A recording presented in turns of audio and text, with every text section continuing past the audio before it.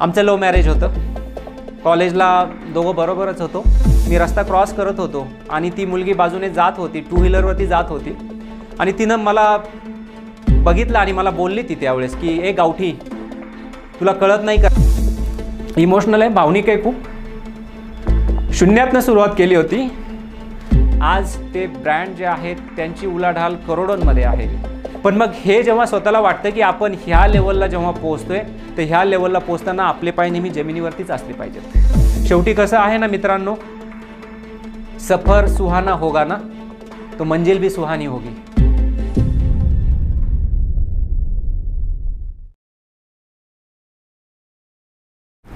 मित्रांनो, ज्या ठिकाणी आपलं आत्ता सध्या हे शूटिंग चालू आहे या ठिकाणी मी 20 वर्षापूर्वी पाऊल टाकलं होतं ह्या पुणे शहरामध्ये. आणि या शहरामध्ये मी मेडिकल कॉलेजला जस्ट ॲडमिशन घेतलेलं होतं आणि तेव्हा असाच रस्त्यावरून जात होतो. कदाचित रस्ता क्रॉस करायचंही मला कळत नव्हतं आणि बाजूने एक टू व्हीलरवरती मुलगी रस्ताने जात होती आणि मला म्हटली हे गावठी. आज मला ती गोष्ट आठवते 20 वर्षापूर्वीची, जेव्हा मी ह्याच रस्त्यावरनं माझी BMW किंवा लँड रोवर चालवतोय ना, तेव्हा मला वाटतंय की आता आज ती मुलगी कुठे असेल आणि मी आज कुठं आहे. डेफिनेटली हा जो 20 वर्षांचा जो प्रवास आहे हा एक दिवसात घडत नसतो. ह्याची सुरुवात जर बोलायचं झालं ना तर मी थोडासा इमोशनल होईल कदाचित. माझ्या वडिलांच्या बाबतीत 35 वर्षापूर्वी, कदाचित मी दुसरी तिसरीला असेल, पैसा नसतो आणि मग त्यावेळेस काही बऱ्याच गोष्टी अशा वाटतात की लहानपणी पण छोट्या मुलांना मला हे असावं, मला ते असावं. तर त्यावेळेस आम्ही शेजारच्या शेतावरती फक्त 2 रुपयासाठी त्यांनी बोलवलं होतं शेजारच्यांनी की तुम्ही काम करायला आणि आम्हाला 2 रुपये मिळणार होते. गेलो, माझी बहीण होती, मी होतो आणि वडिलांना कुठून तरी कळलं की हे शाळा सोडून तिकडे गेलेले आहेत शेतावरती. वडील आले, कान पकडला, दुसऱ्या बाजूने वेळूची काठी होती, सपासप पायावरती मारत शाळेपर्यंत पोहोचवलं. मित्रांनो, त्या दिवसापासून मी कधी शाळा बुडवली नाही आणि विशेष म्हणजे नेहमी पहिला नंबर होता. 10वीमध्ये मी बोर्डामध्ये पहिला आलो आणि मग तिथनं पुढचा जो जर्नी आहे तेव्हा वाटायला लागले की आता आपल्याला पुढं काहीतरी व्हायचं आहे. कदाचित पूर्वी अजिबात असं काही ठरवलेलं नसायचं, कारण कळायचंच नाही की आपल्याला काय करायचं आहे. मग माहितीतल्या गोष्टी होत्या, डॉक्टर, इंजिनियर, बस, ह्याच्या पलीकडे असं काही नव्हतं. मग 10वी झाल्यानंतर 11वी 12वी, कदाचित ते गाव थोडंसं आमचं रिमोट म्हणजे दूरच्या ठिकाणचं होतं आणि पुढचं कॉलेज जे आहे ते ST असायची, पावसाळ्याचे दिवस होते, खूप सारा प्रवास करून मग त्या कॉलेजला जायचो. मग 11वी 12वीचा तो अभ्यास व्हायचा आणि मग त्याच्यानंतर परत घरी यायला ती ST, रात्री उशिरा 9-10 वाजायचे घरी, पाऊस खूप, अंधार जास्त, इतका चिखल असायचा रस्त्यावरती की गुडघाभर त्या चिखलामध्ये पाय जायचा. आणि मग वाटायचं कुठंतरी अरे काय आहे, म्हणजे की सगळा वेळ काय अभ्यासामध्ये जायच्याऐवजी चिखलामध्ये जाणार आहे का आणि पुढं करिअर काय होणार आहे का. पण हार नाही मानली, एज्युकेशन चालू राहिलं. 11वी 12वी झाली, 12वी नंतर मग पुढं मेडिकल कॉलेज मिळालं आणि पुण्यामध्येही मिळालं आणि मग तिथून पुढं हा सगळा प्रवास चालू झाला. तर जेव्हा मेडिकल कॉलेज चालू झालं, खूप नवीन होतो या शहरामध्ये मी. गावाकडचा आलेला मुलगा आहे, त्याला काय कळत असतं, रस्त्यावरून चालताना आपण रस्ता कसा क्रॉस करायचा, कुठली गाडी येते काय, भेदरलेला असतो ना, घाबरून असतो. बरं, मान वरती करून तितक्याच स्ट्रेट नजरेनं बघायचं आणि बोलायची कुणाला तितकीच हिंमत असते असंही नाही आहे. एक वेळ होती मित्रांनो, मी रस्ता क्रॉस करत होतो आणि ती मुलगी बाजूने जात होती, टू व्हीलरवरती जात होती आणि तिनं मला बघितलं आणि मला बोलली ती त्यावेळेस की ए गावठी, तुला कळत नाही का रस्ता क्रॉस करायचं. मित्रांनो, ही गोष्ट 20 वर्षापूर्वीची आहे, ज्यावेळेस मी ह्या शहरामध्ये नवीन होतो. मला माहिती नाही ती मुलगी आज कुठं असेल, पण मला माहिती आहे मी आज कुठे आहे. आज याच शहरामध्ये, ज्या ठिकाणी मला नवीन होतं हे शहर आणि मी त्या ठिकाणी खूपच म्हणजे बुरजत किंवा असं घाबरून होतो, आज त्याच शहरामध्ये मित्रांनो मी माझी BMW किंवा लँड रोवर तितक्याच दिमाखामध्ये चालू शकतो. आणि हे फक्त एज्युकेशनने होऊ शकतं, हे फक्त तुमच्या अनुभवाने आणि तुमच्या त्या ठिकाणी सच्चाईने काम करण्यानेच होऊ शकतं. जेमतेम कमी खर्चामध्ये आपला हा जो काही दररोजचा जेवणापासून तर अभ्यास करण्यापर्यंतचा ह्या सगळ्या गोष्टी पुढं जात राहिल्या. त्याच्यामध्ये मग मेडिकल कॉलेजला ग्रॅज्युएशन पूर्ण झालं, BMS पूर्ण झालं. मग त्याच्यानंतर पुढं असं जाणवलं की आता आपण, मला वाटतंय की किमान म्हणजे जे काही शिक्षण झालं ते फ्री शीटला झालं. आमच्या ह्याच्यामध्ये त्यावेळेस गव्हर्मेंटच्या सीट जास्त असायच्या, प्रायव्हेट कॉलेजला पण गव्हर्मेंट सीट असायच्या आणि टोटल शिक्षण म्हणजे कधी कुठलाही क्लास प्रायव्हेटला काही क्लास लावला नव्हता, पहिलीपासून तर शेवटपर्यंत मग स्वतःच सगळं अभ्यास करायचा. ह्या अभ्यासामध्ये हे सगळं शिक्षण होत गेलं आणि एकदाचं डॉक्टर झालो. डॉक्टर झाल्यानंतर मग पुढची परिस्थिती स्वतः सगळ्याला बघायचं होतं, कारण या ठिकाणी आता अजून घरच्यांवरती विसंबून राहू शकत नव्हतो. आयुष्याच्या वळणावरती असताना तुमचा जो पार्टनर आहे ना, त्याची साथ खूप महत्त्वाची असते. मला माझी पार्टनर तितकीच भरवशाची, तितकीच हिमतीनं साथ देणारी मिळाली. डॉक्टर कल्पना एरंडे, मी डॉक्टर संजय एरंडे. माझी बायको. आम्ही जेव्हा प्रॅक्टिसला सुरुवात केली होती त्यावेळेस खूप छोट्या गोष्टी होत्या की ज्या क्लिनिकमध्ये सामान्य म्हणजे छोट्या छोट्या असतात की ज्या सामान्य लोक करतात, त्या ॲज ए डॉक्टर म्हणून आम्हाला दोघांनाही त्या सगळ्या कराव्या लागल्या. पडदा लावण्यापासून तर म्हणजे की सेटअप करण्यापासून छोटा होता, पण त्यासाठी बायकोने तितकीच मदत केली. आमचं लव्ह मॅरेज होतं. कॉलेजला दोघं बरोबरच होतो. सुरुवातीचे दिवस जे होते त्या ठिकाणी सगळे ओळख पाळखमध्येच जातं, पण मग नंतर जे आहे ते एकमेकांचे स्वभाव माहिती होतात.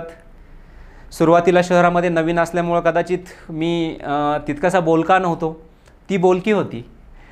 ती बऱ्याचशा कॉलेजच्या कार्यक्रमांमध्ये सहभागी पण व्हायची आणि ती तितकीच ॲक्टिव्ह पण होती. मी कदाचित अभ्यासात हुशार असेल, पण बाकी जे काही कॉलेजचे कार्यक्रम असतील त्याच्यामध्ये तितकासा सहभागी नव्हतो. पण मग जसं मी पुण्यात रुळलो आणि जसं मग बरेच वर्ष आता मग पुण्यामध्ये जायला लागली, नंतर मग आमच्या दोघांची ओळख चांगली पटली. मग आम्हाला एक कॉलेज झाल्यानंतर ग्रामीण रुग्णालयामध्ये काम करावं लागतं. एक 6 महिन्यांचं पोस्टिंग होतं. घोडेगाव म्हणून आहे आंबेगाव तालुक्यामध्ये. तर या ठिकाणी आमच्या दोघांचंही पोस्टिंग झालं आणि मग आम्ही त्या ठिकाणी गेल्यानंतर घर आमचं जवळच तिथनं तुगाव म्हणून जे गाव आहे आंबेगाव तालुक्यामध्ये, तर त्या घोडेगावचे जे ग्रामीण रुग्णालय तिथून एक 20 ते 25 मिनिटाच्या अंतरावर आमचं घर. तर घरी एक कार्यक्रम असेल, असंच गणपती किंवा दसऱ्याच्या अगोदरचा टाईम होता आणि कल्पना घरी आलेली. तर घरच्यांना ती मदत केली तिनं पुरणाच्या पोळ्या बनवण्यासाठी. घरच्यांना विशेष वाटलं, अरे डॉक्टर मुलगी असून पण ती पुरणाच्या पोळ्या इतक्या छान होते. तर आमच्या एक नानी होत्या बाजूच्या घरातल्या, त्या बोलल्या की अरे संजू, तू विचार करतोय की नाही तिचा? ती बघ किती छान पोळ्या बनवते, काय हरकत आहे? आम्ही थोडंसं एकमेकांच्या फेवरमध्ये होतोच, सॉफ्ट कॉर्नर एकमेकांसाठी होताच, पण तिथून आमची अजून जास्त फास्ट गाडी वेगाने धावली आणि मग आम्ही ठरवलं की आपण लग्न करणार. पण हे ठरवताना आजही आमच्याकडे ती डायरी आहे, मी तिला ते लिहिलेलं होतं की कल्पना बघ, आपल्याकडे पण काही म्हणजे दोघांकडेही कल्पनाचे वडील ती 10वीला असताना एक्सपायर झाले आणि सगळी जबाबदारी आईवरती आलेली होती. त्या दोघी बहिणी आणि मोठा भाऊ मिलिटरीमध्ये. तर मग त्यांचा आईचा भाजीचा गाळा हडपसरमध्ये आहे. तिचं त्या पद्धतीनं शिक्षण, माझं इकडं वडील सामान्य शेतकरी, आम्ही दोघंही हुशार विद्यार्थी फ्री शीटला शिकतोय. पण मग दोघांनी ठरवलं की जे काही करायचं आहे ना ते आपण दोघांनीच करायचं आहे, कारण आपल्याला कुणाची हेल्प नाही मिळणार आहे. आणि मग अशातून ही जी गाडी आहे, दोन्ही चाकं त्या गाडीला सांभाळणारी, ती गाडी फास्ट धावली आणि ती आजपर्यंत धावते. मग सुरुवात झाली की आता काहीतरी क्लिनिक चालू करायला पाहिजे. घरच्यांकडनं प्रेशर होतं की आता नाही, तुम्ही तुमचं बघा, कारण आता आम्ही काहीच करू शकत नाही आहे. PG करणं तर नंतरची गोष्ट होती. मग ठरवलं की नाही, आता आपण प्रॅक्टिस चालू करूया. पण मनात होतं की PG पण करायचं आहे. मग एका बाजूला प्रॅक्टिस चालू झाली, क्लिनिक चालू झालं. मित्रांनो सांगतो, जे क्लिनिक चालू केलं ना, थोडंसं भावनिक आहे ते. म्हणजे ज्या ठिकाणी मी रात्रीचं ICUला काम करायचो, दिवसभर कॉलेज करायचो, PGचं कॉलेज पुण्यामध्ये येऊन, संध्याकाळी ICUला काम करायचो आणि राहिलेल्या वेळामध्ये माझं ते छोटंसं क्लिनिक चालू केलं होतं. 5 बाय 5 फुटाची अशी जागा असेल, छोटीशी जागा, एक टेबल छोटासा आणि पेशंटला चेक करण्यासाठी पण स्पेस नव्हती त्या ठिकाणी, ती जागा नव्हती. तर तो छोटासा पडदा होता. तो पडदा कसाबसा लावून माझ्या बायकोने आणि मी एका बाजूने हाताने धरून दुसऱ्या बाजूने खिळा ठोकून तो पडदा तयार केला. आणि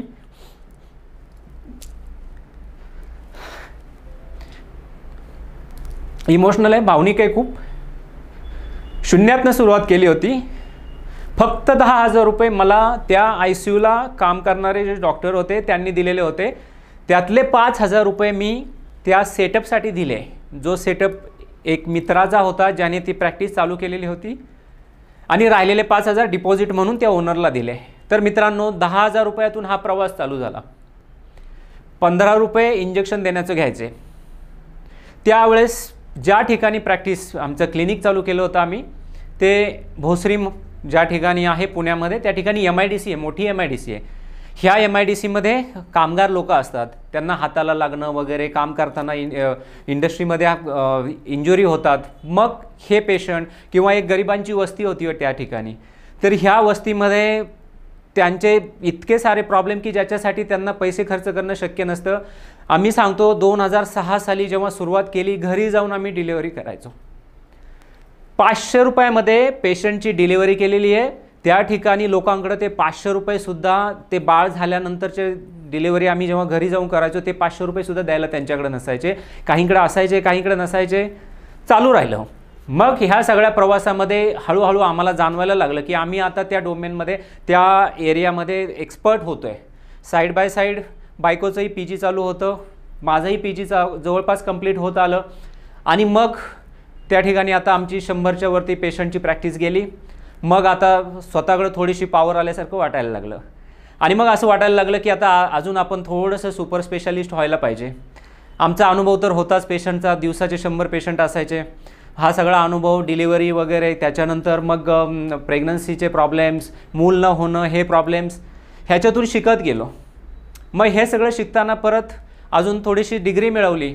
पोस्ट ग्रॅज्युएशन झालं. त्याच्याबरोबर सुपर स्पेशालिटीसाठीच आम्ही दोघंही परत सेक्सॉलॉजी झालो. माझं 2 इन्स्टिट्यूटमधून फेलोशिप मिळाली मला सेक्सॉलॉजीची. आणि मग असा हा प्रवास जो आहे आमचा, हळूहळू या ठिकाणी सेक्सॉलॉजिस्ट पुरुषांचे प्रॉब्लेम आणि स्त्रियांचे प्रॉब्लेम ह्याच्याकडे वळला. आम्ही जेव्हा प्रॅक्टिस करायला सुरुवात केली तेव्हा आम्ही ग्रामीण भागामध्ये रूरल हॉस्पिटलला पहिली आम्हाला काही ठिकाणी कोर्स झाल्यानंतर प्रॅक्टिस करावी लागते. तर त्या ठिकाणी आम्ही खूप साऱ्या डिलिव्हरी, एका रात्रीतून त्या सरकारी हॉस्पिटलमध्ये 10 डिलिव्हरी करायचो. मग ते इतकं सारं एक्सपोजर मिळालं, इतकं सारा अनुभव मिळाला. हा अनुभव आम्ही जेव्हा आमचं क्लिनिक चालू केलं तेव्हा आमच्या पाठीशी होता. मग आम्ही जर तिथं चांगलं काम केलं नसतं तर उद्या आम्ही जेव्हा या ठिकाणी स्वतःचं आमचं हॉस्पिटल चालू करतो त्यावेळेस त्याचा फायदा जर झालाच नसता ना, कारण आम्ही तिकडं काही अनुभवच घेतलेला नाही आहे. म्हणून मित्रांनो सांगतो की तुम्ही जे पण काही काम करताय ना, ते मनापासून करा, सच्चाईनं करा. मग तुम्हाला त्याचा फायदा आयुष्याच्या प्रत्येक वळणावरती भेटेल.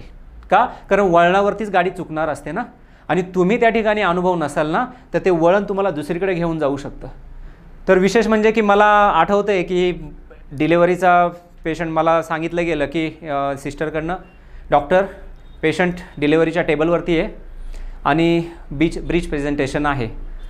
ब्रीच प्रेझेंटेशन कॉलेजला असताना थेरॉटिकली, म्हणजे की तुम्ही पुस्तकीदृष्ट्या तुम्हाला माहिती असतं की ते पायाळू बाळ आहे, जी डिलिव्हरी पाय पहिले येत आहेत, डोकं बाहेर येण्याच्या ऐवजी. पण प्रोसेस कसं करायची, कारण अनुभवलेलं नसतं ना. आणि दुसऱ्या बाजूने सिस्टरने आवाज दिला आहे आणि ऑलरेडी 4-5 टेबलवरती दुसरे डॉक्टर पण तिकडे डिलिव्हरी वगैरे करताय, सगळे बिझी आहेत त्यांच्या ह्याच्यात. आणि मी जस्ट त्या ठिकाणी पोस्टिंग झालेलं होतं आणि सुरुवात झाली आणि तीही पायाळू डिलिव्हरी. अरे बाप रे. आणि मग त्यावेळेस कल्पनाने तिकडनं आवाज दिला, संजू बिंदास कर. बाजूला पुस्तक होतं, पुस्तकामध्ये फटाफट फक्त लांबून मित्राने इमेज दाखवल्या की ब्रीच प्रेझेंटेशन म्हणजे जे पायाळू बाळ असतं ती डिलिव्हरी करताना कशी करायची. तर त्या ठिकाणी शोल्डरला, खांद्याच्या आतमधून बोट आपण आतमध्ये घालून त्या शोल्डरला ओढायचं असतं आणि मग ते बाळ खाली येतं. झालं, छान नॉर्मल डिलिव्हरी झाली. बाळ पण एकदम सुखरूप, बाळाची आई पण सुखरूप.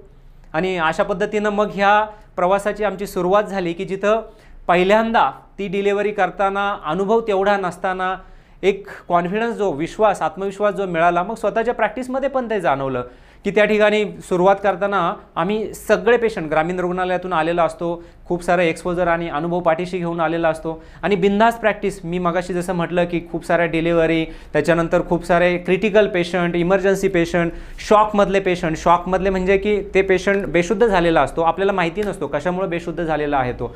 पण मी इमर्जन्सीचा कोर्स पण केलेला होता, diploma in emergency medical sciences. तर त्याच्यामुळे इमर्जन्सी लेवलला पेशंट कसे हँडल करायचे हे अनुभवलेलं असतं. पण कधी कधी वेळ तुमची नसते.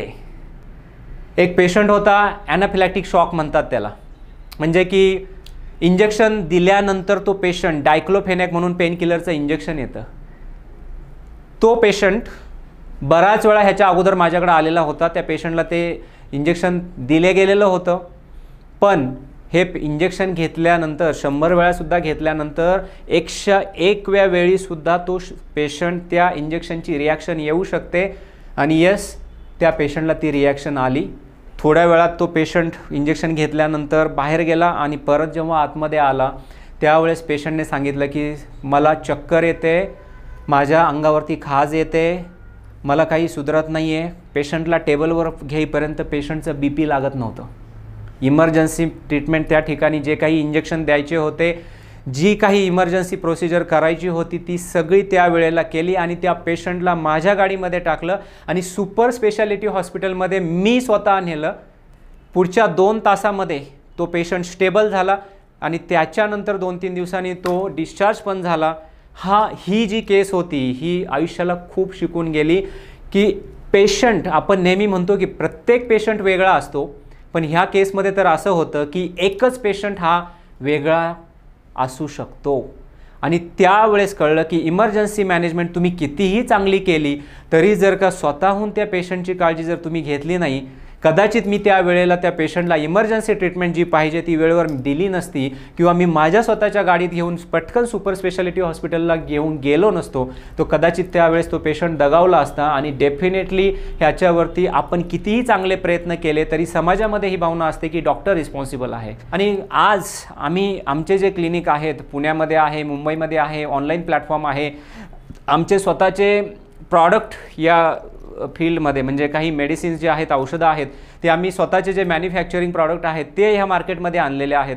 आणि जिथून आम्ही शून्यातनं सुरुवात केली होती, ज्यावेळेस आमच्याकडे क्लिनिक चालू करण्यासाठीही पैसे नव्हते, आणि आज तेच जे प्रॉडक्ट आहेत किंवा तो जो काही प्लॅटफॉर्म आहे त्याचे ब्रँड्स डॉक्टर एरंडेज आणि केअर फॉर कपल हे आमचे 2 ब्रँड आहेत. आज ते ब्रँड जे आहेत त्यांची उलाढाल करोडोंमध्ये आहे.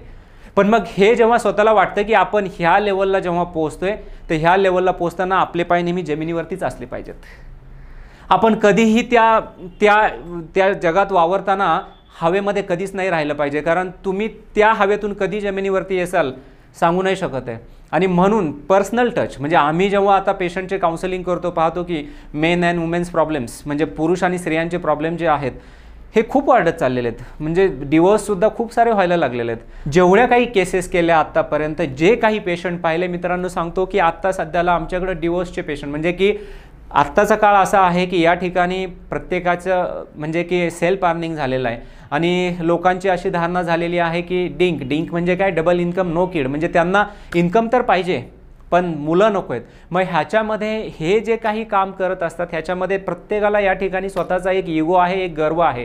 आणि जेव्हा लग्न होतं ना, हे दोघं जेव्हा एकत्र येतात ना, मग ह्यांचा स्वतःचा इगो जो आहे ना, हा रिलेशनशिपला प्रॉब्लेम करतो आणि मग ह्याच्यातून डिवोर्स होण्याचे चान्सेस राहतात.